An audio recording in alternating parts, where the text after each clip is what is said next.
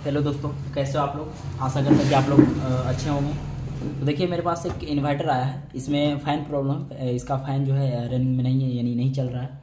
तो फ़ैन को भी चेंज करके देख लिया गया है, फिर भी ये फ़ैन नहीं चल रहा है। तो देखिए, फ़ैन को आप चाहे जितना भी बार चेक कर लो, जब तक फ़ैन पे सप्लाई नहीं आएगा, जब तक वो फ़ैन रनिंग में नहीं आएगा। ठीक है। तो देखिए, फ़ैन का जो सप्लाई है वो यहाँ से आता है, और एक बार हम देख लें तो देखिए, ये बोर्ड को जस्ट हम अपोजिट देखें, आपको दिख रहा होगा। किस तरीके से दिखाऊं,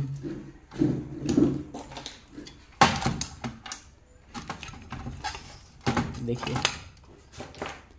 तो इस तरीके से पलटे तो यहाँ पे बैटरी का निगेटिव पॉइंट आता है और यहाँ पे पॉजिटिव।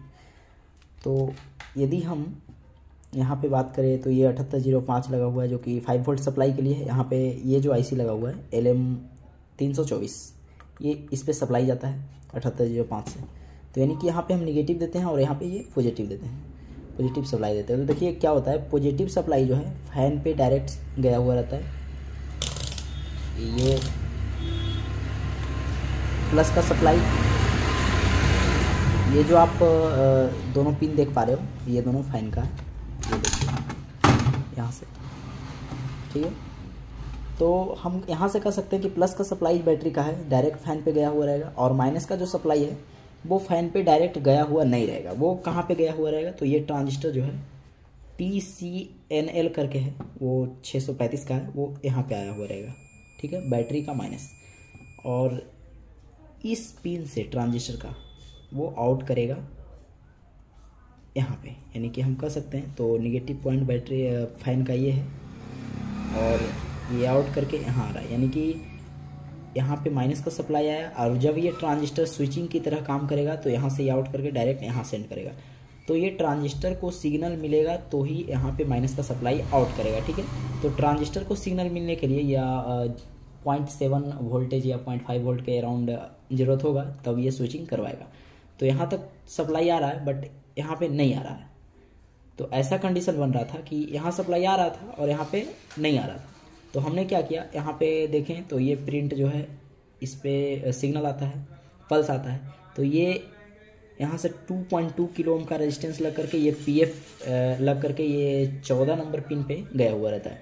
तो ये सिग्नल जनरेट कर रहा था, पल्स जनरेट कर रहा था, और ये ट्रांजिस्टर क्या था, लीकेज था।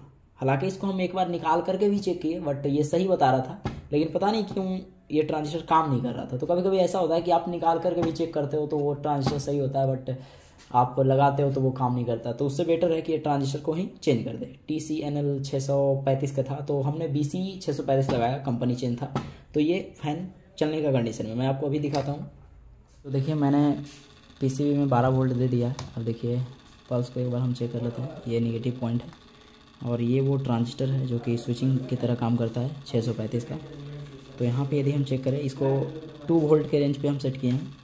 तो इसका यहाँ पे यदि हम चेक करें तो 0.25 के अराउंड वोल्टेज आ रहा है, और ये आ रहा है, और ये कहाँ से आ रहा है, यहाँ से आ रहा है। प्रिंट को यदि हम ट्रेस करेंगे तो ये यहाँ से आ रहा है, यहाँ से एक रेजिस्टेंस लगा हुआ है, ये